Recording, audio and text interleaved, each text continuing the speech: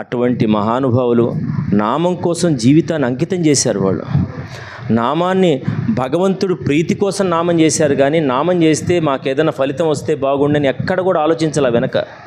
రఘువరదాస్ గారు కానీ మహానుభావులు, ఆయన దొడ్ల చావిట్లో పడుకున్నట్టు. ఆయన ఒక ఊరు పోతే ఎక్కడ కూడా సన్యాసి కొంచెం దూరంగా ఉండాలి శాస్త్ర ప్రకారం.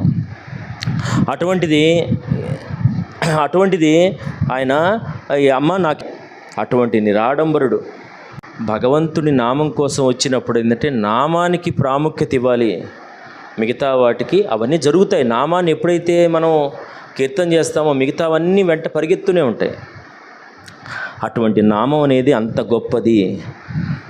సదాశివుడు నిన్ను సదా భజించెడి సదానంద నీ నామమేమి రుచిరా.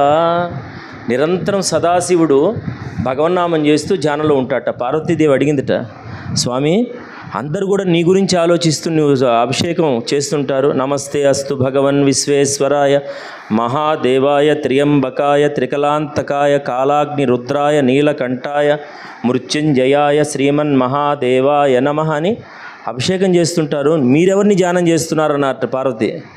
ఆయన ఆరాధ్య భగవాన్ శ్రీ నారాయణుని యొక్క నామం చేస్తున్నాను, నేను రామనామం చేస్తున్నాను అన్నట్ట మహాశివుడు. అంతటి హరినామంలో అంత గొప్పతనం ఉంది. అందుకనే శాస్త్ర ప్రమాణం ఏం చెప్పిందంటే హరే నామ హరే నామ హరే నామైతి కేవలం.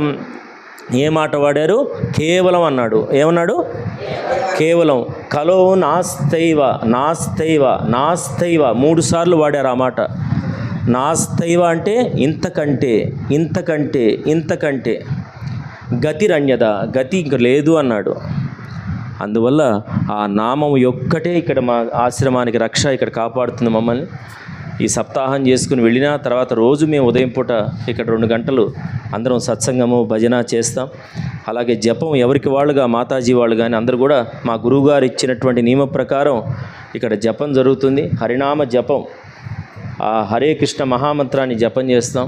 భాగవతం, శ్రీకృష్ణ లీలామృతమైన భాగవతం ప్రతిరోజు ఎవరైతే వింటారో వాళ్ళకి వ్యామోహాలన్నీ కూడా, ఈ డబ్బు సంపాదన కానీ, ఈ చీరలు కొనుక్కుందామని కానీ, బ్యాంకులో దాచిపెట్టుకుందామని కానీ, డబ్బు కూడగట్టుకుందామని కానీ, ఇట్లాంటి ఆలోచనలన్నీ ఎటుపోతాయో కూడా తెలియదు. కేవలం భగవంతుడే మనకు అండగా ఉన్నప్పుడు, భగవంతుడి కృప మనకు ఉన్నప్పుడు ఇవన్నీ కూడా